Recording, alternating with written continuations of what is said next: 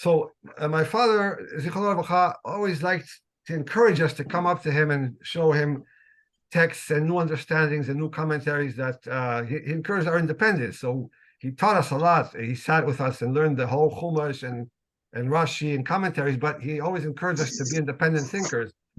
So I recall a conversation that I had with him about a certain text in the Talmud that talks about compromise. And I can't remember how I came across this text, but I thought that it was very relevant to the political atmosphere that was in the region then back then in around late 1980s. And so I want to share with you that text that that Gemara in Sanhedrin, and I'll show you the topic is compromise. So we're all for compromise, aren't we? But well, okay, so there's tension. Compromise is has a lot of tension in it. And we'll see in a second what the tension is.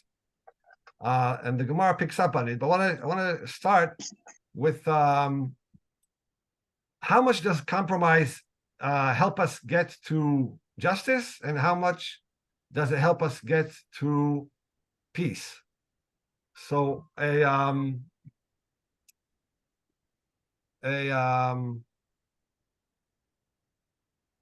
famous sign from demonstrations is do you see the sign? Yeah. So what do they mean when the people hold up this sign? They're saying we're going to disturb the peace unless we get justice. But can you get both of them? Can you get justice and peace if you're aiming to get a compromise? And the Gemara says there's an inherent tension between these two concepts. So let's look at the Gemara. The Gemara in Sanhedrin Vav Amud Beis says, Rabbi Yeshua ben Kolcha Omer, mitzvah livtzoa. So this is Talmudic parlance for compromise.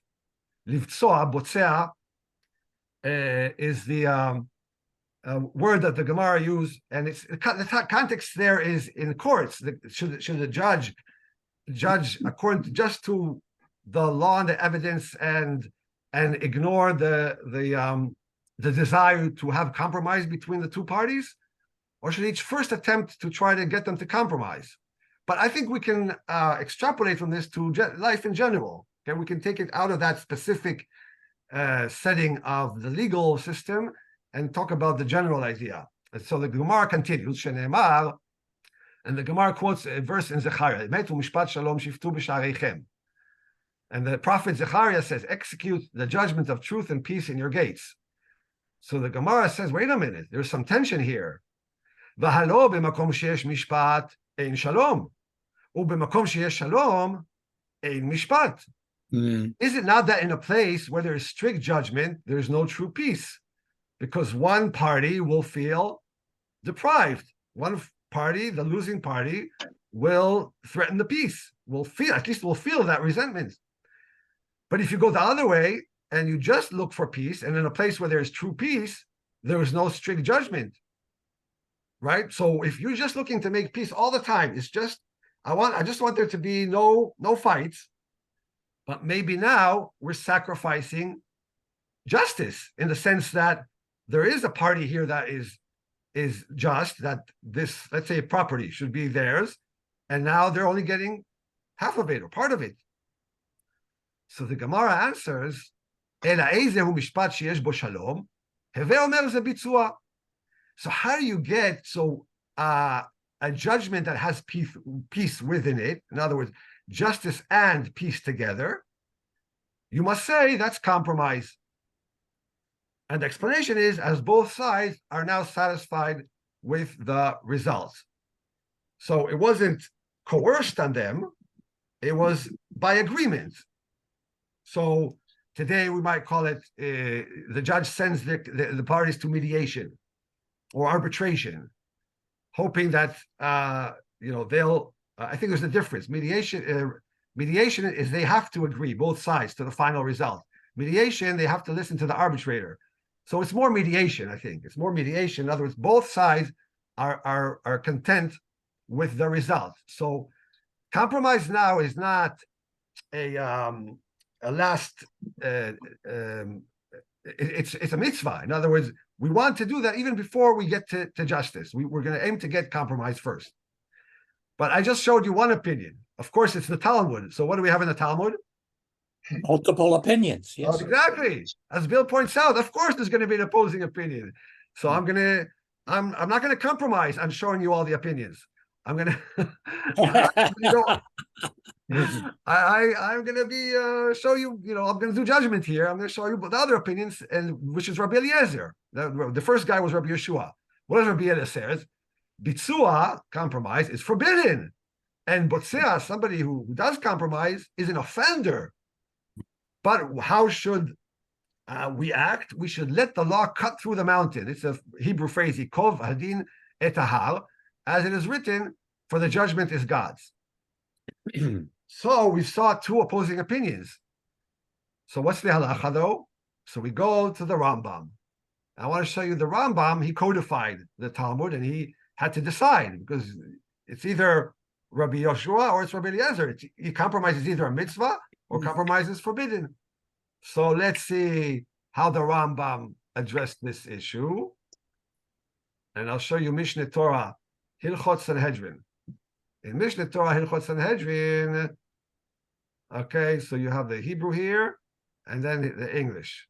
So any volunteer to read the English? At the outset, it is a mitzvah to ask the litigants, do you desire judgment or a compromise? So the judge gives them a choice. If they desire a compromise is negotiated.